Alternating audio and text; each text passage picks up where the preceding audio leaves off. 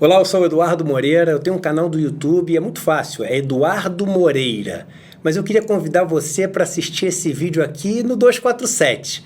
E é claro, se inscreva lá no meu canal e aqui também no 247. Olá, meus queridos amigos, minhas queridas amigas, bem-vindo ao nosso encontro diário, bendito encontro diário que tem acontecido quase todos os dias, menos domingo, né? O dia que fizemos o nosso combinado, que é o dia de eu poder me recolher aqui um pouco para poder estudar e estar com minha família. Tem sido dias aí super intensos em termos de estudo, em termos de busca, em termos de entendimento de tudo isso que está acontecendo, tudo isso novo em todos os sentidos, é novo em termos científicos, é novo em termos econômicos também. Mas já teve lá atrás pandemias parecidas, mas a economia era diferente, né? Heráclito, se não me engano, aquele filósofo grego que falava que uma pessoa não se banha duas vezes no mesmo rio, porque na segunda vez ela e o rio são diferentes, né? Pois bem, agora o rio é diferente, a economia é outra, a globalização, os vasos comunicantes que existem entre os países, as relações entre os países também, de comércio, as relações de dependência, tudo isso é outro. Então isso tem exigido assim uma dedicação muito grande. Eu queria agradecer a todos vocês que têm sido super parceiros aqui, indicando o canal, muita gente vindo para cá, indicado por outros amigos. Eu queria até falar uma coisa interessante para vocês, que é o seguinte: quando a gente decide adotar essa estratégia, olha como o mundo é cruel hoje em dia, ele tenta te forçar, né, a propaganda, te forçar a ceder aos anunciantes, ceder aos patrocínios, e aí acaba te limitando, né, controlando sua narrativa. Quando você não coloca monetização no vídeo, ou seja, quando você decide não ter propaganda, como eu decidi, não ter propaganda, não ter anúncio, não ter esse tipo de coisa, o YouTube mostra menos o seu vídeo para as pessoas, sugere menos o seu vídeo para as pessoas, porque ele quer sugerir aqueles que têm propaganda, porque aí ele ganha dinheiro, né? Existe um conflito de interesse enorme aí. Então, o nosso espaço aqui, ele depende 100% de vocês ajudarem a divulgar o espaço, de vocês chamarem amigos e amigas aqui para o espaço, de vocês compartilharem, de vocês curtirem aqui o espaço.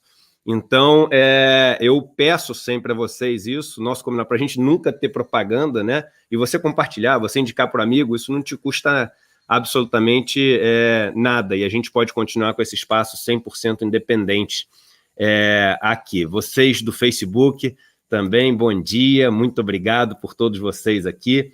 Já estamos batendo aqui com 2 minutos mais de 500, quase 600 pessoas, então quando a gente bate esse nível, a gente sempre combina o seguinte: todo mundo, se puder, por favor, dá um like, né? O único favor que eu peço para vocês durante esse nosso encontro. YouTube, todo mundo dando um like. E no Facebook, todo mundo que puder. Gente, eu peço isso no Facebook, eu sei que dá para fazer mais. A gente tem feito pouco, e eu peço isso de coração mesmo para vocês, que é a única ajuda que eu posso pedir para vocês. Deem um compartilhar no vídeo, que não custa nada.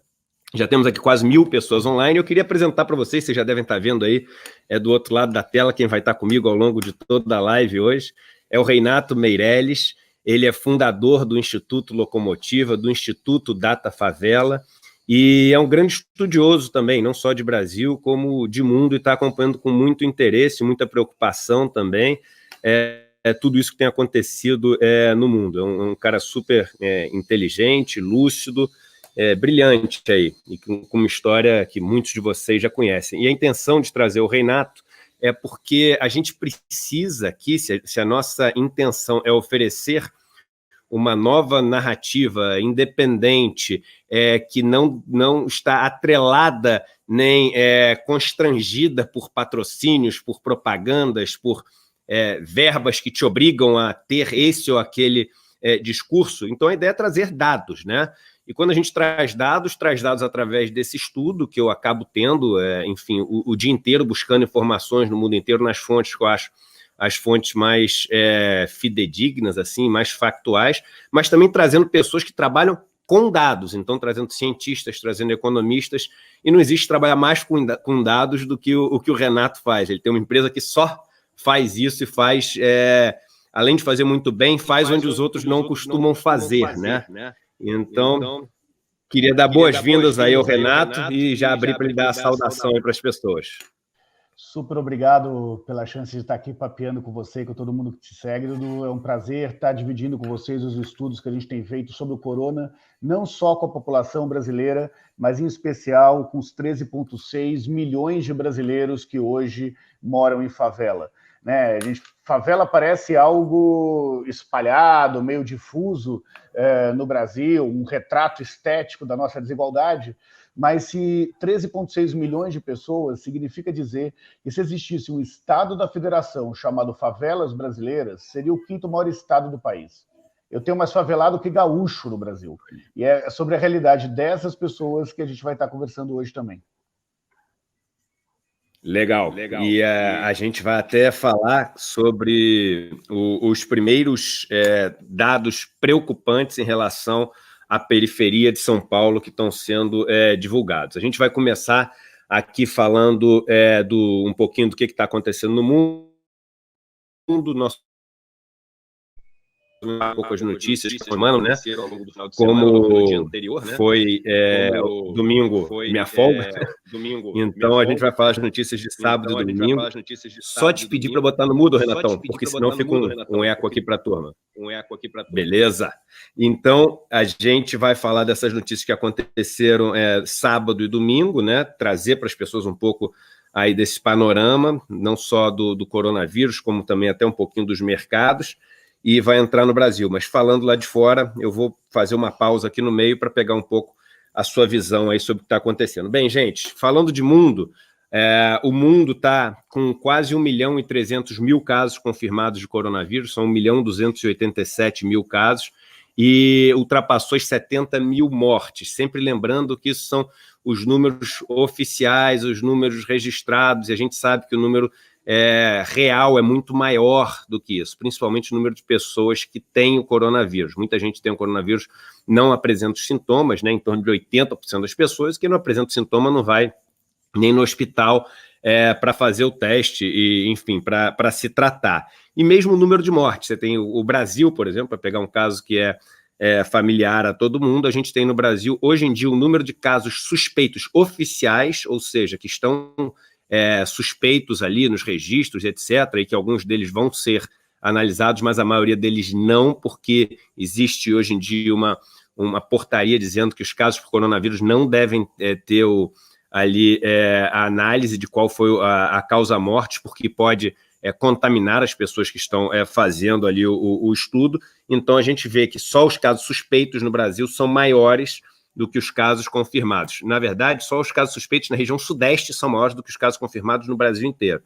Então, mas é importante isso para a gente ver aquela tendência, e já falando de tendência, vamos ver aquele gráficozinho que a gente mostra todos os dias, uma notícia que não deixa de ser boa, olhando esses gráficos. Então, a gente está vendo aqui a curva logarítmica do número total de mortes, a gente ainda mostra aquela exponencial, quando a gente bota na escala logarítmica, vê o ritmo de aceleração dessa curva, e vocês vão ver que ela começa a fazer uma curvatura um pouco para baixo. Aqueles mais atentos vão conseguir ver. No próximo gráfico, isso fica mais fácil de observar, que esse gráfico aqui vê o número de mortes novas a cada dia. Então, quando a gente dá um zoom, a gente vai ver que nos últimos dias, no mundo, pelo menos no último dia, você tem uma queda relevante. Isso a gente pode ver, cadê? Aqui, nesse dia aqui, a gente já tinha tido uma queda, e aí depois volta a subir bastante, então ter um dia de queda não dá para dizer que a gente tem uma tendência, né? Mas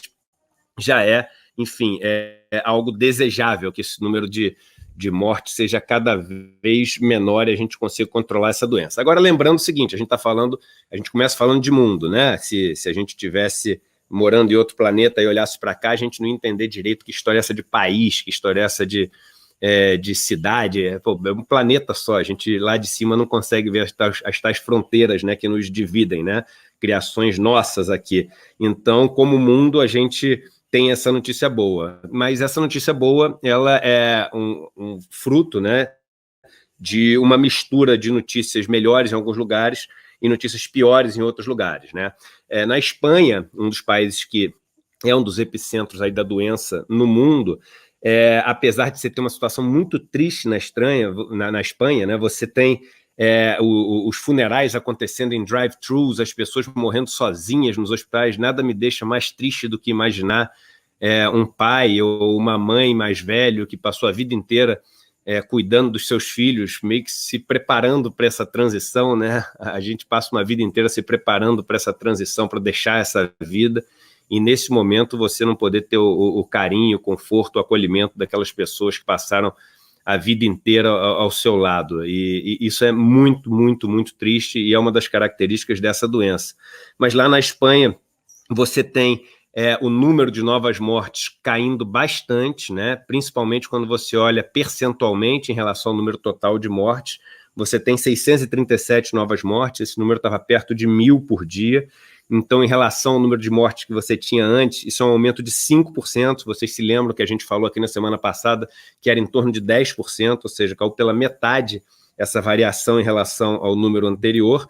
E boa parte, aí uma curiosidade, você tem 15% dos contaminados oficialmente na Espanha sendo os profissionais de saúde. É claro que os profissionais de saúde são muito mais testados do que os outros, então o número de contaminados em relação ao total não é de 15% dos profissionais de saúde, mas dos oficiais mostrando como é uma doença cruel também, perigosa para as pessoas que estão ali tentando ajudar a controlar a doença, ou seja, verdadeiros heróis mesmo que estão lá dando e arriscando sua vida para poder cuidar dos outros. Nos Estados Unidos, o epicentro da doença hoje em dia no mundo, você tem mais de 337 mil casos e quase 10 mil mortes. Os Estados Unidos quase batendo 10 mil mortes, e você começa a ter uma severa falta, aí citando o discurso oficial, uma severa falta de material médico em todo o país. É algo espalhado, não é só mais em Nova York, é algo espalhado em todo o país, e o General Surgeon americano, né, chama Surgeon General, na verdade, disse que essa vai ser a semana mais dura e triste de toda a crise nos Estados Unidos. Lembrando que existia uma previsão para que entre essa e a próxima semana, entre 100 e 240 mil pessoas morressem, essa previsão oficial dos Estados Unidos, nos Estados Unidos. Estados Unidos, que esse fim de semana teve uma discussão muito acalorada, né, no Situation Room, que é onde eles decidem os assuntos mais importantes lá nos Estados Unidos, entre o Trump e sua equipe, principalmente do Peter Navarro, e o resto da equipe, principalmente o Fauci, né, que é um dos maiores disease experts, é um dos maiores experts nesse tipo de doenças contagiosas, etc., nos Estados Unidos, sobre a eficácia do uso da cloroquina. Esse Dr. Fauci falando que ela não tem os resultados comprovados ainda e é muito arriscado adotá-la como algo dado, algo científico que pode curar e ter esse discurso oficial de que pode curar, e o Trump e o resto da sua equipe bancando que não, vão adotar esse discurso que é sim a cura, e isso, segundo todos, gerou uma discussão muito acalorada nos Estados Unidos. O Boris Johnson deu entrada no hospital, ele já está com a doença há bastante tempo, já passou a fase onde ele deveria ter melhorado da doença, então apesar de não ter criado alarde nenhum, né, ele entrou no hospital e disse que só como precaução, como o negócio não melhorou ainda, ele vai se hospitalizar para já estar no hospital.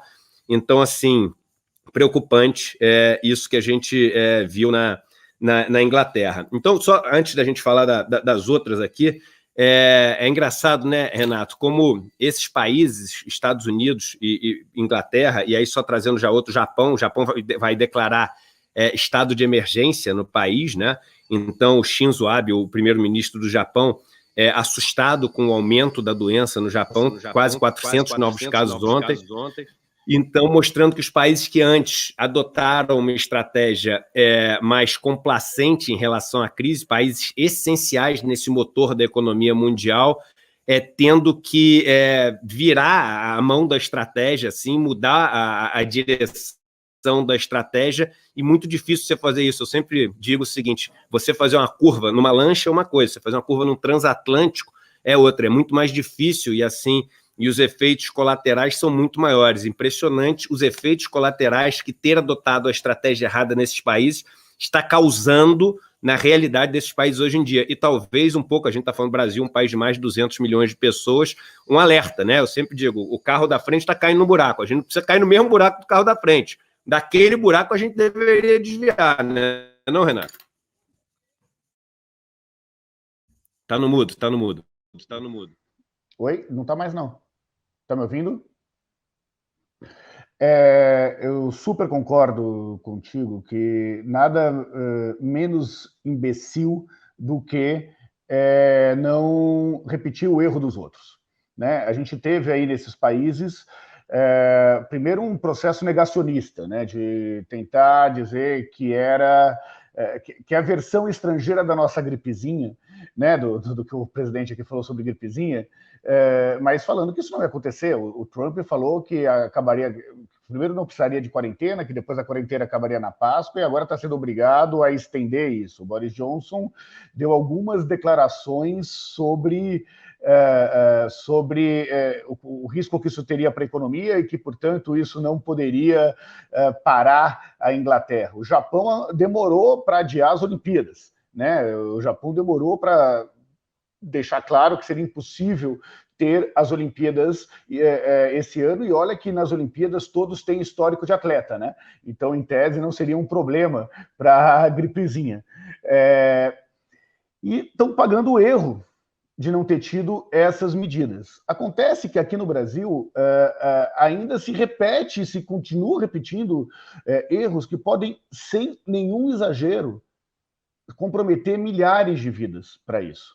E algo me diz que o que faz a economia voltar a crescer são pessoas, né? Então, mortos dificultam a economia voltar a crescer da forma que todos nós gostaríamos, né?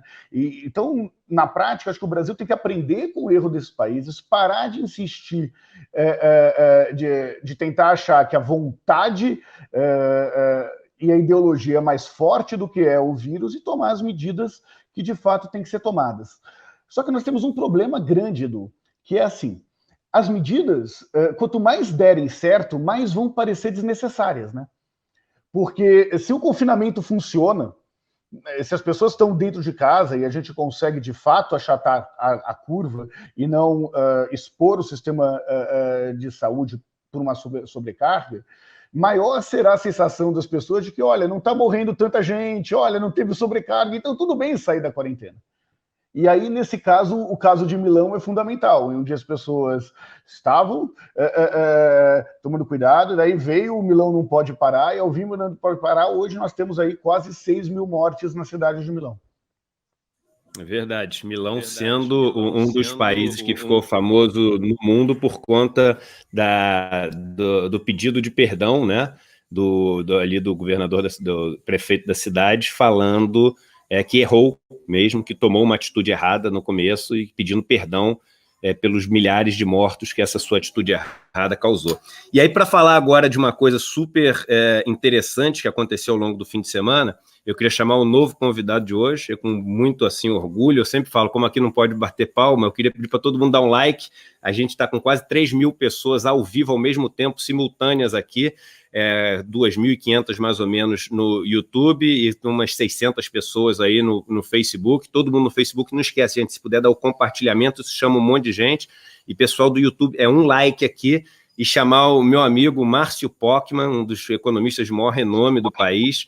Ele é professor do Instituto de Economia da Unicamp e uma pessoa que eu admiro demais pelo trabalho que faz. E legal o seguinte, vocês estão vendo aqui do lado da tela, gente, 2 pessoas que se dedicam muito a estudar por caminhos diferentes, mas a desigualdade no país. Então, hoje é um tema que eu vou querer falar aqui sobre essa questão da desigualdade, e uma pessoa que estuda demais os dados, principalmente os dados dessas comunidades periféricas, as favelas no Brasil, as pessoas que estão no lado que sofre a desigualdade. E o Márcio Pokman também, um grande estudioso, aliás, me deu um livro de presente uma vez, numa aula que demos junto, né, no Instituto de Formação de Magistrados aí, e um livro espetacular que fala sobre a desigualdade no Brasil. Antes, só te dando aí um bom dia, te agradecendo estar fazendo parte aí hoje do programa, Márcio. Salve, Eduardo, Renato e todos que estão acompanhando nessa jornada de diálogo. Para mim é uma honra poder participar dessa discussão com vocês dois, que são para mim uma referência nesses momentos tão difíceis e que, infelizmente, nós estamos expostos a uma espécie de monopólio das informações, e canais como o teu, Eduardo, o papel que o Renato tem nas pesquisas, investigações, são absolutamente fundamentais para não apenas enfrentar o monopólio, mas para oferecer, de certa forma, condições mais adequadas para que a população esteja melhor informada e em condições de tomar suas decisões. Então, satisfação, vamos aí acompanhando, tentando contribuir com o debate. Vamos lá, vou trazer um ponto aqui que eu vou querer a sua opinião, mas antes, só falando um pouquinho mais de mundo, a gente falou que os sinais no mundo são sinais não necessariamente todos na mesma direção. A Polônia falando oficialmente esse final de semana que acha que o pico da doença lá vai ser em maio ou em junho. No Brasil a gente corre esse risco também por conta da característica climática aqui das regiões mais populosas do país, então existe essa preocupação por conta do clima mais seco e mais frio, que normalmente agrava essas doenças respiratórias, que o pico no Brasil seja ali em maio, né? Vários epidemiologistas e médicos que estudam esse tipo de doença fazendo esse alerta. E você tem também que a China ela volta a abrir não só os comércios, como os pontos turísticos, e nesse final de semana, né, as fotos são absolutamente impressionantes, porque os pontos turísticos lotados, né, vários restaurantes lotados também, comércios lotados, e isso desperta duas coisas. Primeiro, assim, uma preocupação muito grande, principalmente de autoridades chinesas, falando que isso pode fazer um risco do país, que foi aquele primeiro país a controlar, que é o país que tem como seu primeiro país a sair dessa doença, ele voltar e ter outra onda da doença, mas, ao mesmo tempo, se ele conseguir fazer essa volta de uma maneira controlada, e se tratando de China, não dá para duvidar de nada, a capacidade, a disciplina, a organização que eles têm lá é impressionante, eles realmente saem muito na frente do resto do mundo nesse momento pós-crise. Mas antes de passar para o Pocman, até para falar sobre isso, eu queria falar o seguinte: nesse final de semana teve um artigo quase que histórico no Financial Times falando sobre a crise, e o artigo falando assim de uma forma não comum em relação à necessidade de um estado de bem-estar social, de um estado que proteja as pessoas mais pobres e dos efeitos que essa crise está gerando nessas pessoas que são as pessoas mais pobres por conta da desigualdade a qual o mundo chegou. Vamos lembrar o nome do jornal, tá, gente? Financial Times, não é Communist Times, não é Socialist Times, não é Marx Engels Times, ele é Financial Times. Então eu vou ler alguns trechinhos e eu vou ler, pedir perdão, apesar de saber que fica um pouquinho mais demorado, mas eu vou ler em inglês os trechinhos e depois falar em português, porque tem muita gente que pode falar, ele está traduzindo, puxando a brasa para sua sardinha. Então a gente fala em inglês e depois faz uma tradução livre aqui. Então esse trecho primeiro. As Western leaders learned in the Great Depression and after the Second World War to demand collective sacrifice, you must offer a social contract that benefits everyone. O que quer dizer? Como os líderes ocidentais aprenderam depois da Grande Depressão e depois da Segunda Guerra Mundial, para você exigir um sacrifício coletivo, você tem que oferecer um contrato social que beneficia todo mundo e não beneficie só apenas um grupo de pessoas. Outra coisa aqui, despite inspirational calls for national mobilization, we are not really all in this together. The economic lockdowns are imposing the greatest cost on those already worst off.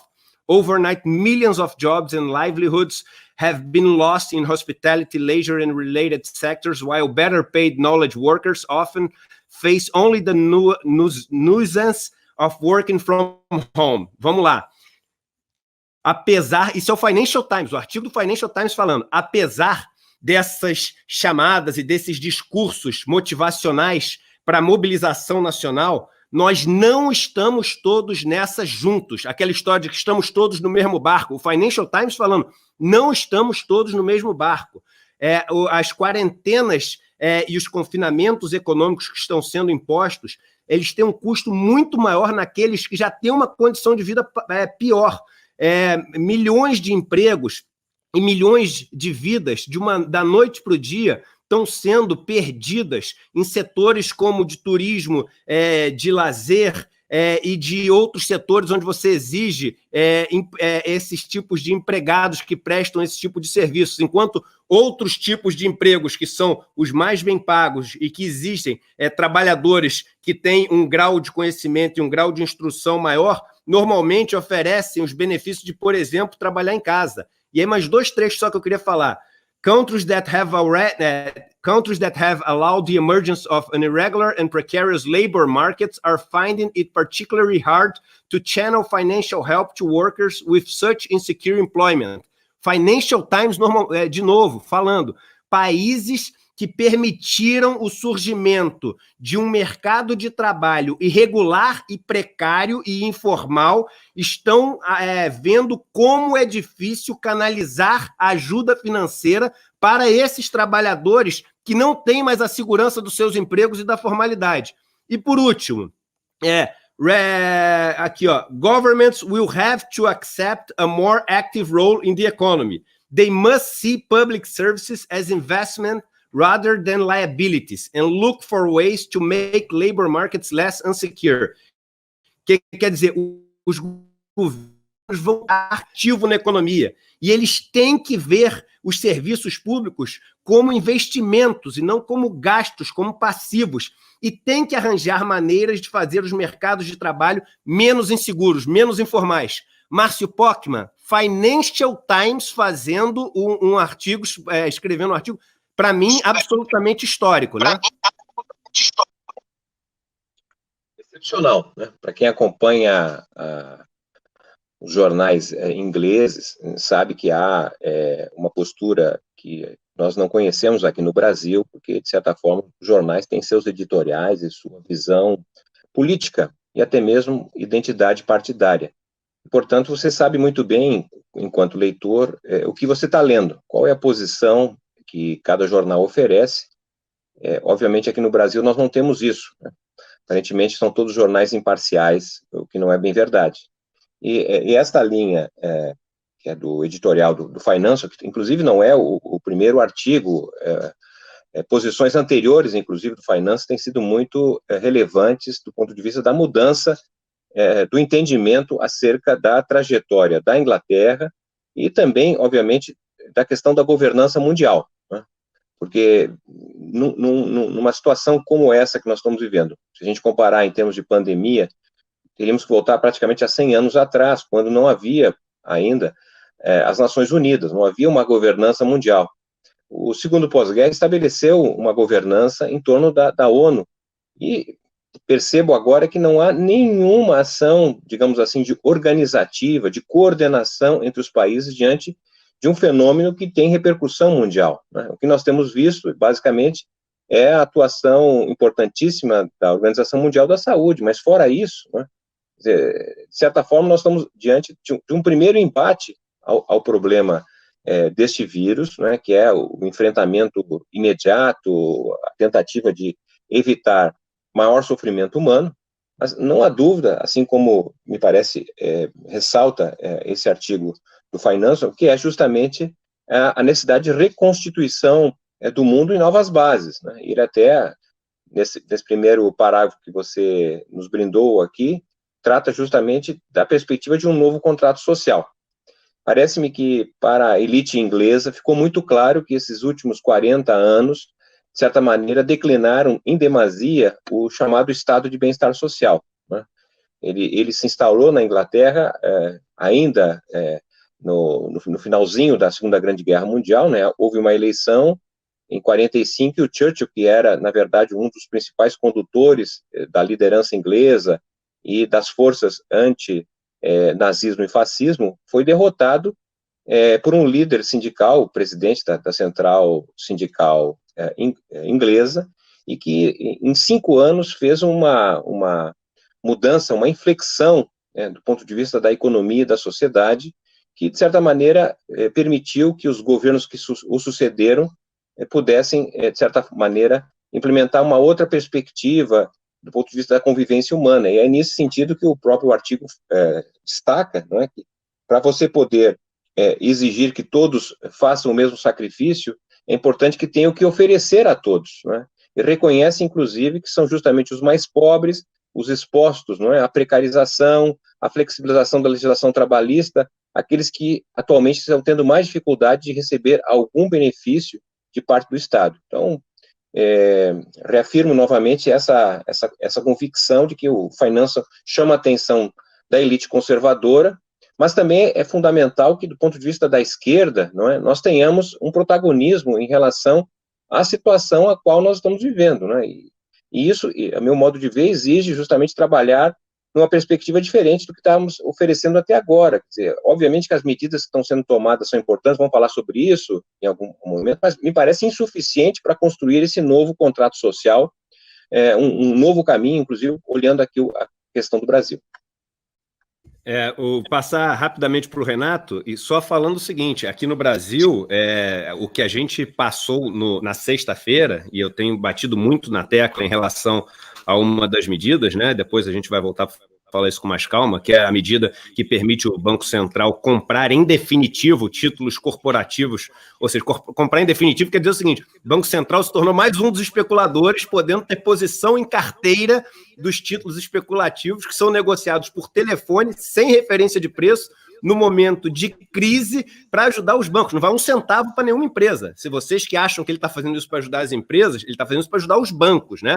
E aí, nesse fim de semana, até mudou o discurso. Vários economistas, né, que são economistas de bancos, né, e que são sócios de bancos, presidentes de bancos, que são diretores de bancos, eles já falando o seguinte, não, mas isso é importante para os bancos não quebrarem. Aí eu falei, então, bom, vocês já deram um passo, porque antes vocês estavam falando que isso era para ajudar as empresas, então vocês já deram um passo para explicar para as pessoas que isso é para ajudar os bancos, né? E aí eu tenho falado, eu estava até conversando com um amigo recente, um cara incrível, né, que foi líder de uma das principais nações europeias, e eu estava conversando com ele esse final de semana e falando, eu falei, cara, eu trabalhei em banco 20 anos, eu não consigo entender essa história de que banco não pode quebrar, né? Isso é uma maluquice, porque o sistema financeiro, claro, ele deve ficar saudável, os poupadores, principalmente os pequenos poupadores, devem ter ali sua proteção.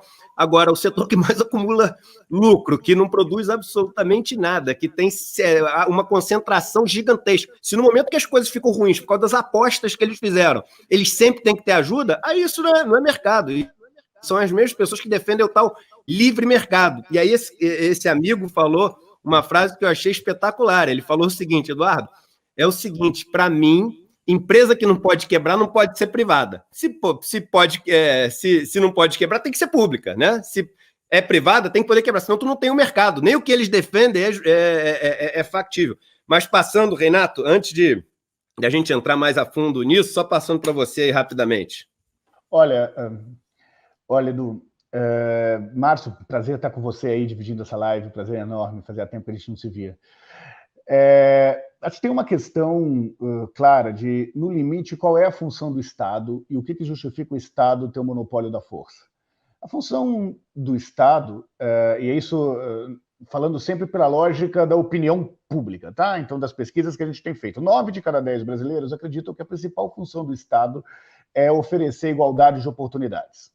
Então, não se trata de onde a pessoa quer chegar. Pode ter rico, pode ter pobre, mas é a garantia de que, independente da sorte de onde essa pessoa nasceu, se ela nasceu na favela ou se ela nasceu nos Jardins, aqui em São Paulo, no Leblon, ela tem a condição de conseguir chegar aonde o seu trabalho levar. E cá entre nós, isso não é um princípio de esquerda, isso não é um princípio de esquerda ou de direita da civilização contra a barbárie, é quase um princípio liberal, né, de garantir a oportunidade para essas pessoas. E o que está acontecendo com a crise do Covid é que as desigualdades do nosso país estão escancaradas. Porque não é verdade que o Covid-19 atinge de forma democrática pobres e ricos. Né? Nós estamos aqui na nossa casa fazendo quarentena, com a geladeira cheia, com água potável, com a garantia dos nossos recebimentos contínuos. E tem 13,9 milhões de pessoas, 13,6, desculpa, milhões de pessoas que moram em favelas, que é uma população maior do que o estado do Rio Grande do Sul, que não tem a geladeira cheia, que não tem água potável, e que são pessoas que, ao serem autônomos, informais ou empreendedores, são pessoas que literalmente têm que vender o almoço para comprar a janta. E quando se propõe a essas pessoas que elas simplesmente, então, ok, saia para a rua para trabalhar, saiam da quarentena, é por isso que não tem que existir o confinamento, é como se a sociedade pedisse para essas pessoas terem que escolher entre a sua saúde e a saúde da família versus ter o que comer dentro de casa. E isso não me parece um pedido ético da sociedade ou de qualquer governo, muito menos um pedido inteligente, já que essas pessoas podem contaminar outras pessoas. Não me parece justo que seja esse o pedido da sociedade para a parcela mais pobre do Brasil. Ok, Renato, então como resolver isso? Como grandes países capitalistas resolvem? Distribui dinheiro. Distribui dinheiro. Não é distribuir só comida, é distribuir dinheiro. É disso que nós estamos falando, de um amplo processo de distribuição de renda para garantir com que as pessoas não morram enquanto não podem sair de casa. Eu vou dar um exemplo claro, só um número aqui para dividir com vocês da nossa última pesquisa de favela. 72% das mães que moram em favela não tem nenhuma poupança. Nenhuma. Um único dia sequer de poupança, de dinheiro guardado. E não porque elas gastavam muito dinheiro, é porque não ganhavam o suficiente para conseguir guardar. Deixa eu repetir, porque eu acho que ficou falhando, e essa é um dado... Repete, por favor, Renato, que isso é importantíssimo. Ficou falhado, e esse é um dado importante. Claro. 72% das mães...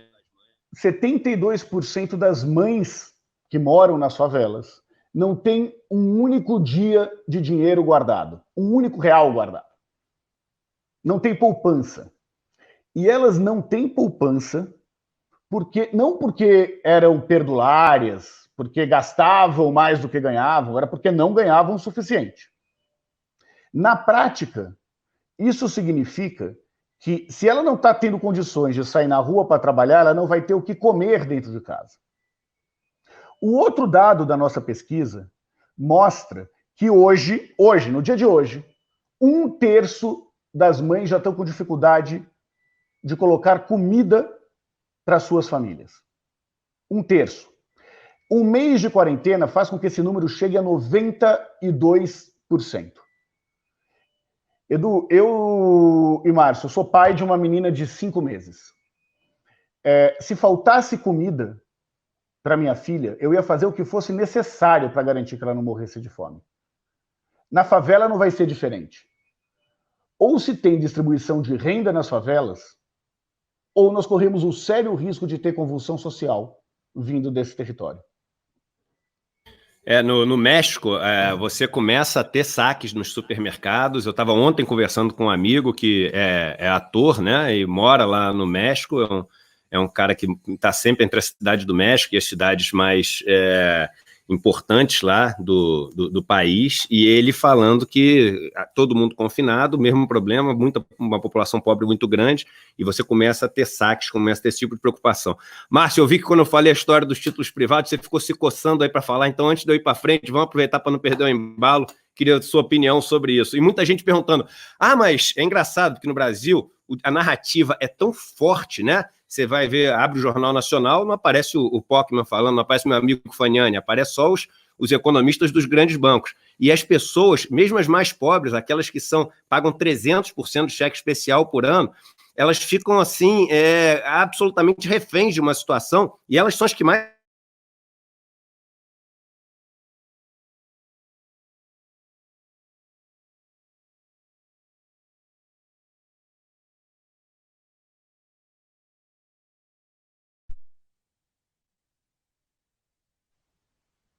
Márcio, você me ouve? Foi o Edu que parou. Daqui a pouco ele volta. Acho que é um problema na internet dele. Você está no mudo. Márcio, você está no mudo.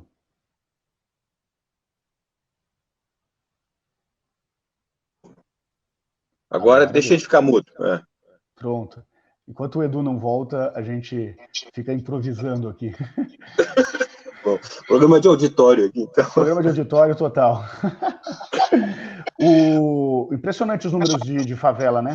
Você que estuda muito a pobreza. Eu achei muito importante essa manifestação tua, porque até talvez ligando um pouco com o argumento do Eduardo, eu, na verdade, vejo o seguinte: de um lado, você tem aí, digamos assim, o partido da TV Globo buscando organizar, constituir uma nova maioria, que talvez seria aquela maioria do real. O Eduardo apareceu sob teu comando aqui. Ô, Edu, a gente tomou conta da sua live enquanto você caía e retomava. Está em boas mãos, está em ótimas mãos. Não, mas a pergunta final era só essa: como é que as pessoas mais pobres acabam defendendo e falando, pelo amor de Deus, passa esse negócio que ajuda os bancos aí, porque eles estão falando que se não passar isso vai quebrar, a gente vai ficar tudo sem dinheiro. Ajuda a gente, ajuda os bancos, porque ajudando os bancos você está ajudando a gente. Então, isso que é um discurso que eu ouço muito nos chats, etc. E eu entendo essas pessoas, eu não fico com raiva delas de jeito nenhum. Eu me sinto absolutamente compassivo, é completamente legítimo. O cara já está na pior, né? E falam para ele que se não passar a reforma da Previdência, se não passar a reforma trabalhista, se deixar um banco quebrar, a vida dele vai ser um caos, como se não já fosse um caos, né? O cara, ele realmente pega e começa a defender os seus carrascos. Era sobre isso que eu queria passar para você. Quer falar, Márcio? Continua aí, eu toco depois. Você estava falando. Sim, sim. Então, o que eu gostaria, na verdade, de talvez combinar as duas falas muito importantes, eu vejo um pouco do ponto de vista estratégico do controle do país. Hoje, nós estamos basicamente diante de três grandes eixos, eu acho. Um, que o próprio Eduardo chamou atenção a respeito do desfile de economistas liberais, aparentemente convertidos, pela Rede Globo. Me parece que a Rede Globo está tentando, na verdade, organizar uma espécie de uma nova maioria política que se assenta àquela maioria do real, lá dos anos de 95, né, que foi, digamos assim, importante naquela transição de um país com muita inflação, desorganização. Então, a Globo, na verdade, recupera esses economistas, né, e, de certa maneira, vai dando um alinhamento em termos do que pode ser feito como uma alternativa crítica ao Bolsonaro. Num outro viés, digamos, outro eixo estruturador, me parece que é a atuação que o próprio Bolsonaro tem feito de polarizar e, de certa maneira, desresponsabilizar pelos problemas que o país vai assumindo, tentando distribuir com os governadores, com a imprensa, etc., de alguma forma apostando no caos, porque me parece que, diante da ausência de uma centralidade, de uma oposição que possa ser agregadora, em algum momento dado, até mesmo o que vocês dois mencionaram, né, da possibilidade, diante da fome, não é, haver uma série de até insurreições, manifestações, as Forças Armadas vão ter que entrar. E, ao entrar, de certa maneira, vão reconhecer como autoridade constituída o atual governo, o Bolsonaro. Então, eu vejo, assim, esse outro movimento. E o terceiro movimento, me parece que é um movimento de espera, que tem a ver justamente com o aprofundamento da gravidade no Brasil, que é um pouco o papel das igrejas, e, digamos assim, das milícias e do crime organizado, porque essas três instituições estão muito presentes, digamos assim, nas localidades mais vulneráveis do país, onde o Estado se afastou. Então, me parece que está, nesse sentido, uma tensão que vai se organizando em função do declínio dos problemas que o país vai apresentando. Então, essa ação, só para terminar aqui, que o Eduardo levantou, que é essa emenda constitucional número 10, não é, que foi votada na madrugada, na passagem da quinta para sexta-feira, ela passou na Câmara, não é? Mas, obviamente, tem o Senado ainda. E obviamente, em nome dos pobres, ou seja, é uma emenda que tem como escudo os pobres, como tentativa de se viabilizar e resolver mais rapidamente a passagem desse recurso de R$ 600, mas no âmbito desta medida, você tem, na verdade, aí um jabutis como esse que você levantou, que abre de forma inédita ao Banco Central, tem um papel, na verdade, de viabilizar ainda mais a proteção ao andar de cima da sociedade. É isso. Vou passar para você, Renato. Deixa eu passar um dado para você já poder adicionar na sua fala. A gente já entrando aqui em Brasil, já falando que a gente tem no total mais de 5.000 pessoas ao vivo com a gente. Todo mundo do Facebook, dando aquele compartilhamento que não custa nada. E o pessoal do YouTube tem muito menos like do que gente, hein? Pô, é um like, gente. E esse negócio vai fazer a gente passar aqui para um novo patamar de gente que o YouTube pega e recomenda para o pessoal. Saiu uma pesquisa hoje do Datafolha, e de pesquisa eu sei que você entende muito, falando que o isolamento social tem apoio de 76% dos brasileiros. Um dado até surpreendente, acho que muita gente esperava um apoio menor, né, mesmo com toda essa campanha do presidente, que tem, o presidente tem essa vantagem competitiva da narrativa de poder chamar cadeia nacional, de poder falar para o Brasil inteiro, de poder ser notícia todos os dias, e nós não temos isso e outras pessoas também não têm isso. Então, isso surpreendeu um pouco, só 18% das pessoas acham que não devem ter, e alguns dados curiosos, quando você olha dividido pelos estados, 70% no Sul não acha que deve ter isolamento, e 81%, não, perdão, 70% no Sul acha que deve ter isolamento, e 81% no Nordeste, ou seja, a popularidade de Bolsonaro bate quase que na crava com o número de pessoas que acha que deve ter isolamento ou acha que não deve ter isolamento, pelo menos na correlação de proporcionalidade, é direta a relação. Vejam, esse dado, eu não vi na mídia escrito isso hoje, o mais importante dessa história é o seguinte, olha a responsabilidade, gente, de um líder de uma nação. Se o número de pessoas que acha que deve ficar em casa é diretamente proporcional à popularidade do presidente, uma fala errada do presidente significa milhares de mortos, porque ele tem direto comando sobre essas pessoas. E aí, citado essa questão das igrejas, e o Brasil tem uma característica, eu sou uma pessoa, hoje em dia, né, eu já oscilei vários momentos na minha vida, mas eu sou uma pessoa extremamente religiosa, e sou mesmo. Todos os dias eu tenho o meu momento separado para oração, para meditação, para contemplação, etc. Mas o Brasil ele tem características que são características dos países europeus de 200, 300 anos atrás.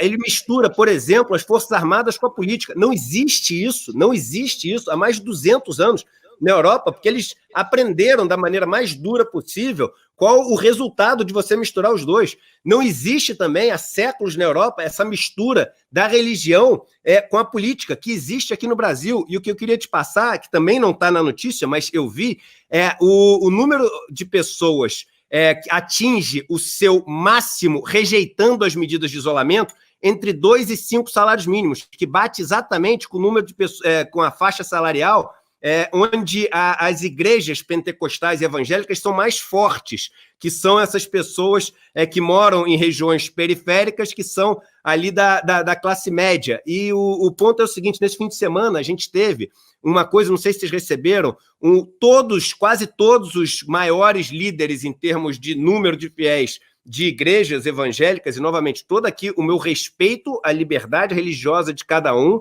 ao caminho que cada um busca para seguir para a sua salvação, para o seu encontro, para a sua conexão espiritual. Eu sempre digo que a vida não é um caminho de ida, né? É um caminho de volta, né? A gente sai da paz, a gente sai da conexão, a gente sai do maior e a gente passa a vida inteira tentando voltar e reencontrar com onde a gente já teve. Por isso a palavra religião, que vem do latim religare. Mas o ponto é o seguinte, todos os líderes, todos, conclamando a nação à obediência ao líder supremo, e usam essas palavras, Jair Bolsonaro. Todos. É muito forte esse vídeo que circulou esse final de semana e que bate muito com essa pesquisa. O que essa pesquisa te diz? Para mim, essa questão foi essencial. O poder que um presidente tem de matar ou salvar vidas, porque o número de pessoas que acreditam num dado científico está relacionado ao número de pessoas que acreditam no discurso daquela pessoa e não no dado científico em si. Excelente pergunta. Talvez eu tenha que me alongar um pouquinho mais do que o normal. Eu adoro falar super sucinto, mas para a gente entender da onde chega isso, Edu. O Brasil vem, desde 2013, num processo grande de desconexão entre governantes e governados, tá? Onde o Estado meio que se desconectava das pessoas. As pessoas, durante toda a época do governo Lula, entenderam que estavam crescendo, estavam melhorando de vida, e estavam melhorando de vida também graças ao seu trabalho e ao seu esforço. E o que aconteceu depois foi que elas sentiram que estavam piorando de vida graças à inépcia de todos os governos.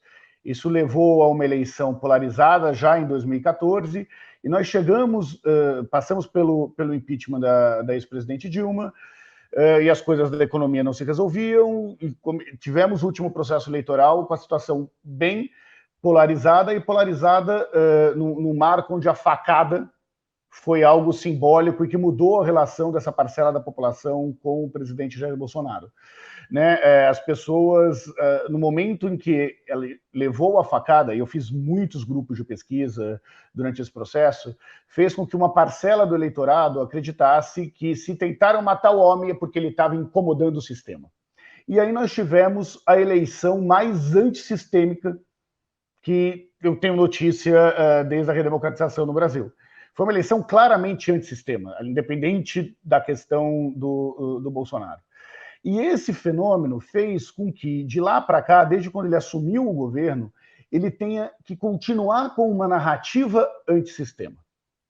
Ele precisa continuar em campanha, porque se ele não continuar em campanha, ele tem que mostrar que veio. E aí é mais difícil ele mostrar que veio, é mais difícil ter resultado concreto, seja na economia, seja nas questões sociais. Então, ele mantém esse tom de beligerância e não um tom de união do país, de busca do bom senso, por uma questão de sobrevivência política.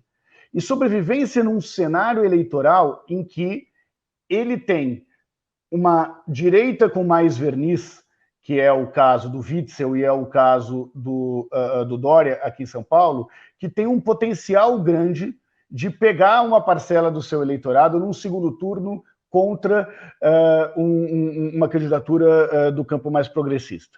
Né? Então, ele joga para uma situação de que no segundo turno as pessoas não vão ter escolha e voltam para mim. E é uma situação que faz todo sentido do ponto de vista eleitoral. A questão é que ele coloca o ponto de vista eleitoral na frente de vidas humanas. E esse risco é enorme, seja para a sociedade e, com o tempo, para a própria popularidade dele. Por que temos panelaços hoje da classe média tradicional contra o governo Bolsonaro? Porque como o Covid chegou por pessoas que estavam vindo da Europa e atingiu primeiro pessoas da elite, de uma elite que concordava até então com o Bolsonaro, ou relevava os absurdos todos que esse governo falava, falando, mas tem o Tarcísio, mas tem o Paulo Guedes, mais. Eles começaram a atingir na pele, um tema que é muito sensível para essa classe média escolarizada, vamos dizer assim. O Bolsonaro, como ele não sabe recuar, ele só volta no clima de beligerância.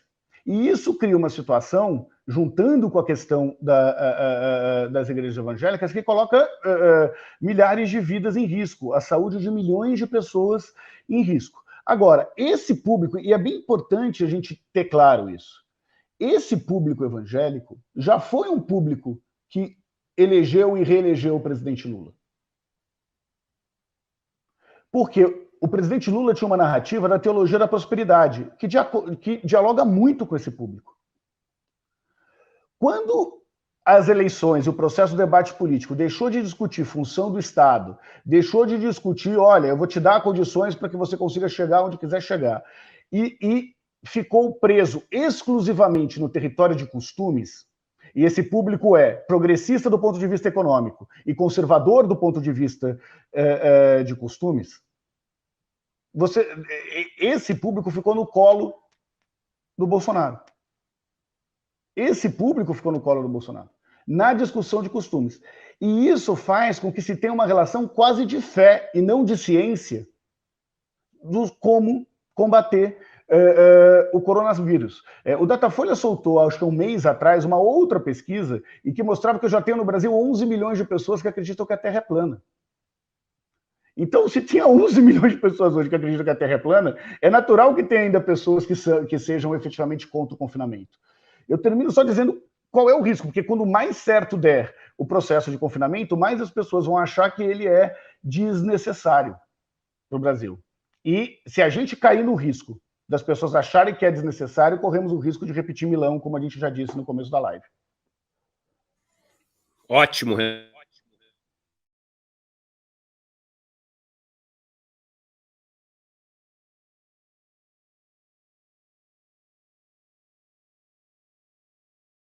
Edu, não estamos ouvindo. Exatamente. Edu, não estamos ouvindo. Alô? Estão me ouvindo? Voltamos. Agora sim. Agora sim. Tá. Não, eu falei que eu vou separar esse trecho, porque que você falou, que eu achei um trecho muito bacana, uma aula aí do que aconteceu, né, ao longo dos últimos anos. Eu acho que seria muito legal a gente ter isso separado para poder divulgar para as pessoas. Falando rapidamente, antes de passar para o Márcio, sobre dois assuntos. Primeiro, em relação aos mercados, desde o começo, e a gente vem antecipando várias coisas que iam acontecer aqui, né? Desde o começo eu venho falando para as pessoas o seguinte: olha, vamos ficar de olho nesse gráfico da doença, da evolução da doença, do número de mortes no mundo, etc., porque o mercado vai estar seguindo isso como sendo isso a crise, né? E não deu outra. Todos os dias que o mercado dá uma acalmada, o mercado sobe. Hoje o mercado está subindo bastante, muito por conta desses dados do final de semana que eu falei, globais. O que, de certa maneira, me parece um erro, né? Porque a gente depois vai entrar numa outra fase agora de como é que é o novo rearranjo do tabuleiro, né? E como é que cada país está diferente. O número de mortes no mundo está diminuindo, e se por causa disso tem alguns países que estão conseguindo vencer a doença, estão subindo, não quer dizer que no Brasil a situação está controlada e por conta disso a empresa brasileira XYZ tem que subir de valor. Mas como os mercados têm muito essa correlação, no começo vai ser assim, e eu já tinha antecipado que isso ia ser assim que ia funcionar. Então, hoje o mercado lá fora, seguindo essa correlação entre o grau da doença e o valor das bolsas de valores, o mercado subindo bastante hoje. E eu queria passar para o Márcio falando o seguinte: hoje,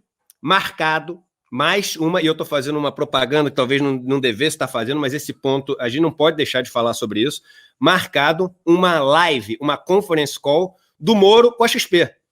Então, na última semana, a gente teve uma live do Paulo Guedes com a XP, depois dele passar sumido 10 dias, o Brasil inteiro desesperado. Vamos lembrar que já passou de notícia, mas não passou para as pessoas. As pessoas não receberam ainda os R$600 dela. As pessoas no Brasil que estão morrendo de fome não sabem ainda direito como vão receber, quando vão receber, o que tem que fazer para receber. Existe muita confusão e Paulo Guedes aparece para falar para a XP e acalmar os investidores. Passam alguns dias e aí a conversa com a XP é com o presidente do Banco Central. Lembrando, eu não assisti a conversa inteira, mas que me disseram que o ministro da Economia, Paulo Guedes, chamava o dono da XP por apelidos carinhosos, assim, de amigo íntimo, né? E aí hoje o Moro com a XP.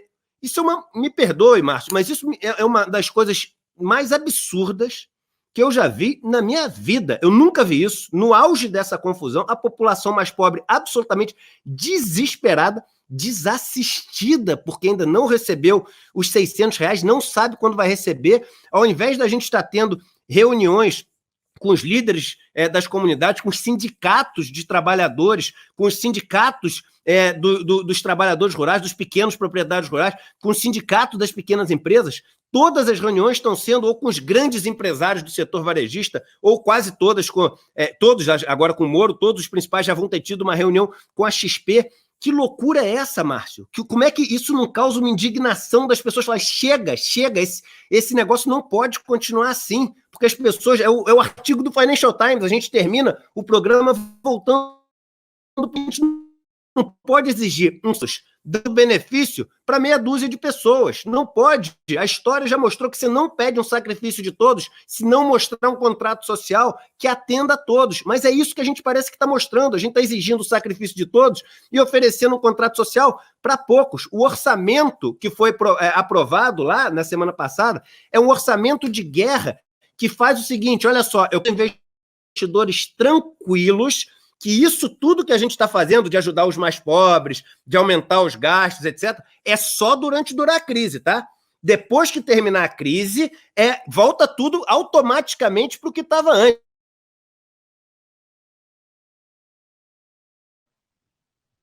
De novo. Oi, Márcio.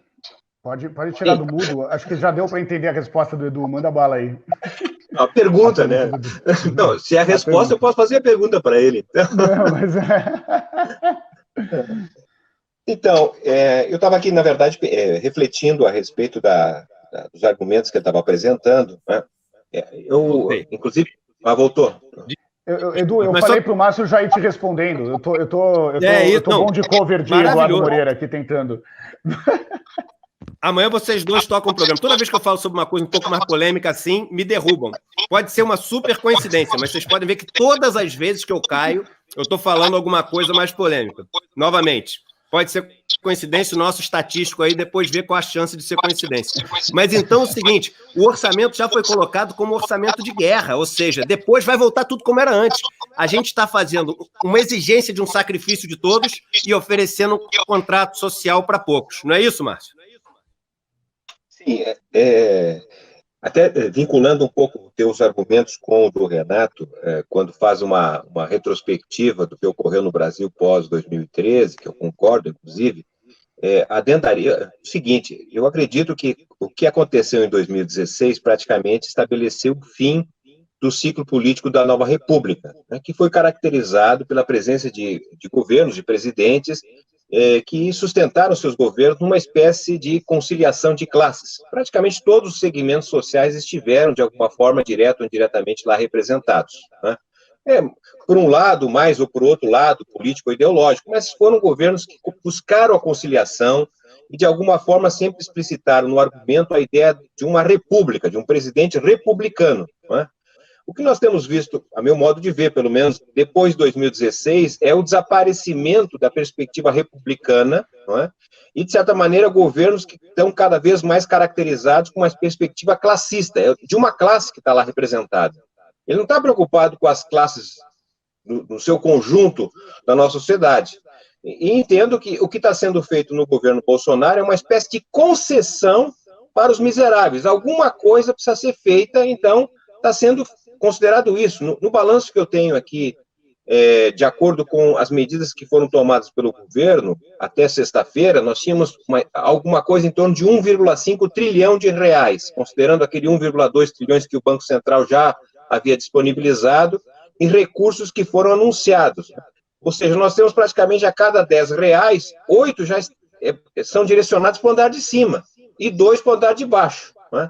Bem, e acredito que, concordando contigo, inclusive, que o pior, infelizmente, ainda não passou, porque o coronavírus, não é, ele veio, de certa maneira, trazido de fora, do exterior. Ele chegou pelo aeroporto ou chegou pelo porto, não é, e se localizou, basicamente, nos segmentos da sociedade que dispõe de recursos para poder viajar. E quando há um geoprocessamento, nas cidades que foi possível fazer o geoprocessamento dos infectados, ele mostra uma certa concentração em bairros privilegiados das cidades. Agora, isso talvez aí que tenha a ver há um mês atrás, não é? Foi, de alguma forma, contaminando regiões das mesmas cidades, né? Ultrapassando, inclusive, os limites das capitais e avançando para as regiões metropolitanas. Eu acredito que nós estamos, talvez, numa segunda fase, que é agora a interiorização do coronavírus, né? E, infelizmente, o interior do Brasil, não é, ele é menos assistido por equipamentos, não é, e insumos de saúde. Basta dizer que há cerca de 41 mil leitos de UTI no Brasil, não é, e esses 41 mil leitos, segundo consta, quase 90% já estão ocupados, não é, são leitos que estão, basicamente, em menos de 10% das cidades brasileiras. O levantamento que se tem agora não indica ainda que 600 cidades registraram oficialmente alguma infecção coronavírus.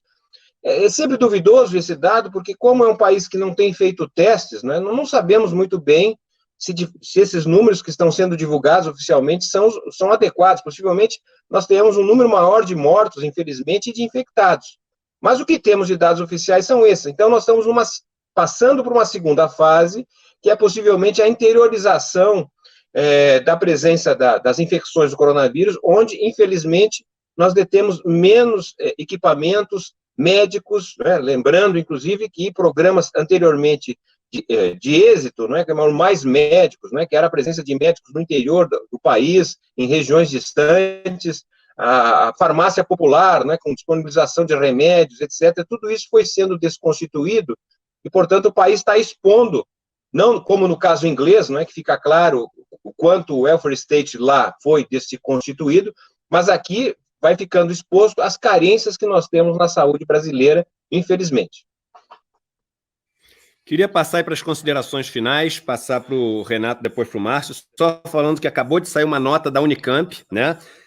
Instituição da qual aí o Márcio Pocman faz parte como professor e pesquisador, mostrando que nas análises que eles fizeram, essa nova regra que vai permitir que as jornadas sejam diminuídas, os salários sejam diminuídos e parcialmente recompostos pelo governo, a gente pode ter uma queda da massa salarial dependendo do número de empresas que tem uma adesão aí a essa proposta do governo, de 10% a 30% no setor privado. Isso com impacto muito grande fiscal também, ou seja, a arrecadação acaba ficando muito menor, porque você tem uma demanda que também é diminuída, porque essas pessoas têm uma renda muito menor, e o que eles mostram no estudo, eu não tive tempo de ler, ele chegou 2 minutos antes da gente começar aqui na nossa conversa, eu só vi ali a chamada, é que você com um gasto um pouco, e bem pouco maior, se não me engano, menos de 0,5% do PIB, você conseguiria ter uma reconstituição muito maior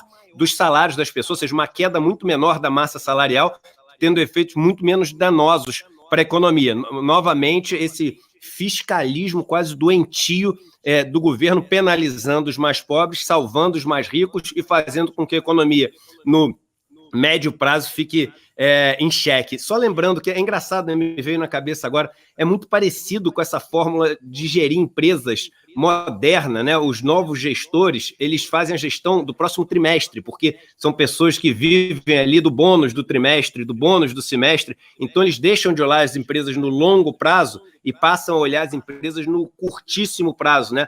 Engraçado como a gestão de país, né, a gestão de Estado passou a ter esse viés, que foi um viés que tomou conta das empresas e acabou destruindo várias empresas aí. Considerações finais, Renato, e depois a gente passa direto para o Márcio, a gente pode passar direto. Vamos lá. Primeiro, obrigado super pela oportunidade, é um privilégio estar com vocês, aprendendo aí sobre os efeitos da economia na sociedade e conversando sobre essa situação bem ruim que todos nós estamos vivendo graças ao Covid, que se acentua pela ausência de uma direção nacional no combate ao vírus e na redução das desigualdades. Mas eu queria terminar, talvez polemizando um pouco até. Polemizando no seguinte sentido, para mim esse não é um momento de verdade de divisão. Eu tenho conversado com vários CEOs de grandes empresas da indústria e do varejo. Eu vejo CEOs lançando movimentos para que não tenha nenhuma demissão durante esse processo. Eu vejo presidentes de grandes redes varejistas efetivamente se mobilizando para, mesmo com as suas lojas fechadas, conseguir manter a renda dessas pessoas. Não vamos achar que o cara da Havan é a média dos varejistas e do empresariado brasileiro. Não é. Não é. Eu vejo a importância de economistas que defendiam e defendem o Estado mínimo, falando que no momento de crise tem que colocar dinheiro na economia. Que não tem jeito, que ou se distribui renda ou não tenha saída para isso. Eu estou vendo a sociedade civil, independente das colorações ideológicas, se organizando com o terceiro setor, com organizações como a Central Única das Favelas, organizações como Gerando Falcões, organizações como a Feira Preta, para tentar, de alguma forma, fazer com que esses empreendedores não quebrem o seu negócio durante esse período. Acho que o Datafolha nos mostrou hoje é o que talvez seja a única boa notícia desse processo. Nós somos maioria.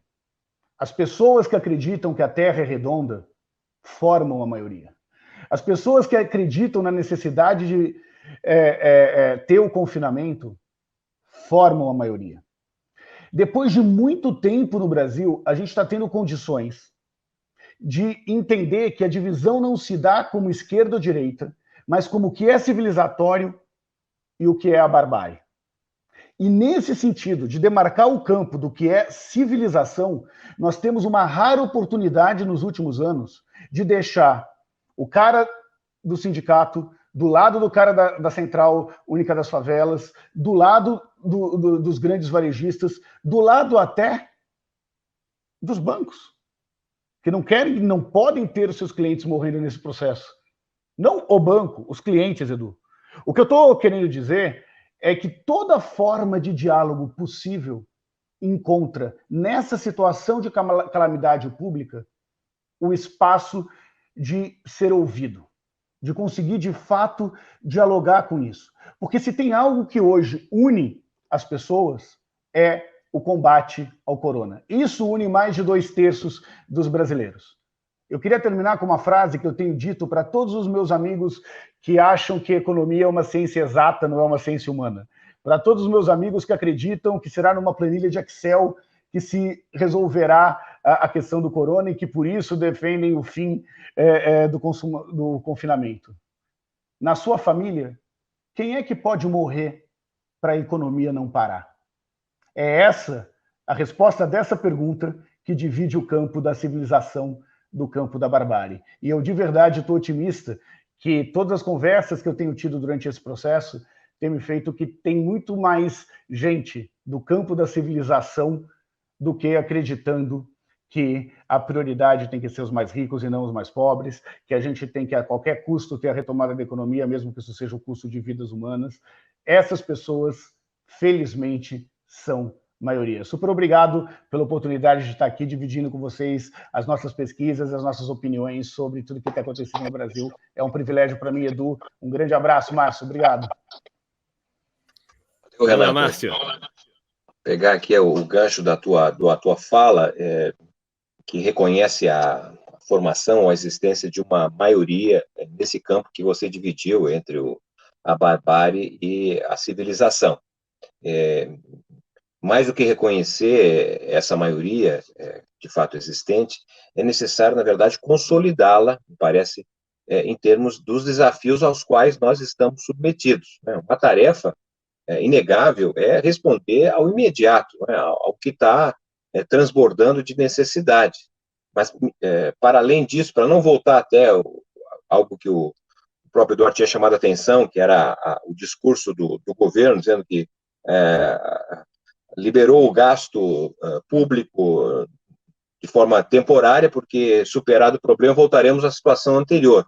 Acho que essa é uma questão, me parece, muito importante, que diz respeito a todos que têm responsabilidade no Brasil, evitar que nós voltemos à situação anterior, porque, de alguma forma, nós estamos muito contaminados com o chamado curtíssimo prazo. O país não tem um projeto de nação, não é? Nós estamos percebendo, por exemplo, o grau de dependência da estrutura produtiva brasileira hoje, que precisa importar produtos que aqui seriam plenamente possíveis de ser realizados. Não é?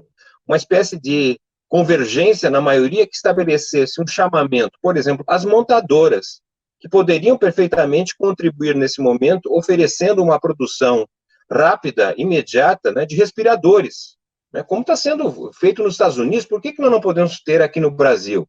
Né, um chamamento, por exemplo, às indústrias têxteis para a produção de material necessário à proteção dos profissionais que estão na linha de frente, e a população de maneira geral, porque não se encontra, eu diria assim, no comércio, mercado, material essencial para o exercício da produção. E nós temos uma indústria têxtil, não é? A mesma coisa, um chamamento à indústria fármacos, aos farmacêuticos, não é? A farmácia, um esforço, né, para poder produzir os insumos necessários. O Brasil já teve uma estrutura produtiva, industrial, muito mais avançada e complexa que tem hoje, foi se perdendo, eu diria assim, pelas políticas de corte neoliberal. Então, não podemos voltar ao passado, é preciso avançar. E, para avançar, é fundamental ter uma maioria política, uma maioria na sociedade que entenda que o caminho civilizatório, não é na verdade, uma reconversão produtiva, né? É uma reestruturação do Estado para poder dar um horizonte de credibilidade, um horizonte de sustentabilidade dos investimentos privados. Então, concordando contigo, Renato, e dizendo justamente da satisfação em poder compartilhar contigo essa oportunidade, e só o Eduardo é capaz de fazer. Então, um abraço também para o Eduardo, para todos que nos acompanharam. Vamos seguir em frente, apostando que o Brasil é muito maior do que a crise. Aquele abraço. Que alegria ter aí o Renato, o Márcio, que nos brindaram com tanta lucidez, com tantos dados, com opiniões tão relevantes nesse momento de país. E só falando o seguinte, Renato, você falou sobre a história de quem da sua família você deixaria morrer. Um dado interessante da pesquisa do Datafolha é o seguinte: quase a totalidade, ou seja, quase 90% das pessoas dizem que concordam com as aulas estarem suspensas. Sabe por quê? Porque ninguém quer ver o filho passar risco. Ninguém aceita ver o filho passar risco. Na hora da discussão, do bar, do debate, se é a favor da economia, se é a favor do Bolsonaro, se é a favor do Lula, se é a favor disso ou daquilo. Agora, na hora que fala do teu filho, você preserva a vida acima de qualquer coisa. Qualquer pessoa seria capaz de dar tudo que tem em troca da vida de um filho. Então, eu acho que esse dado da pesquisa do Datafolha, que 90% das pessoas concorda com as aulas suspensas, mostra que a gente ainda tem amor pela vida, e é no amor que a gente encontra a salvação, não é no ódio. Edu, eu sei que você já está encerrando, desculpa, mas eu não podia perder a oportunidade de estar aqui com todos os seguidores que você tem, de fazer um merchan do bem, tá?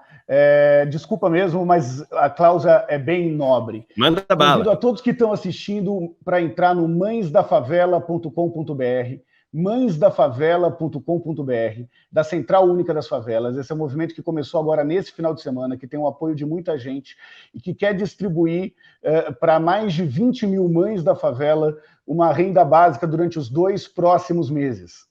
Tá? Então está recolhendo doações, essas mães estão todas cadastradas, nós estamos conseguindo fazer, começando esse final de semana e já distribuindo até quarta, quinta-feira, esse dinheiro já está chegando nas mães das favelas, o que mostra que o governo federal não está distribuindo a grana porque não quer, porque nós cadastramos 20 mil mães de favelas e já estamos distribuindo esse dinheiro. A CUF é uma entidade super bacana, super séria, e as mães da favela estão entre as mais vulneráveis, ajude as mães da favela. Desculpa ter usado o seu canal para fazer esse merchan, a gente não tinha combinado, mas eu tenho certeza que das várias causas que estão aí, essa é uma das mais interessantes, uma das mais bacanas de serem apoiadas. Lindo movimento, e precisamos todos, sim, ajudar. É um momento de servir, é um momento de se solidarizar, é um momento de compaixão, de dividir o sofrimento. A palavra compaixão, eu sempre falo isso, vem do grego, compartilhar o patis. Patis é sofrimento. Vamos compartilhar o sofrimento das pessoas, que fica um pouco mais leve para todo mundo. Um abraço e até amanhã, 10 horas da manhã. Valeu, até mais.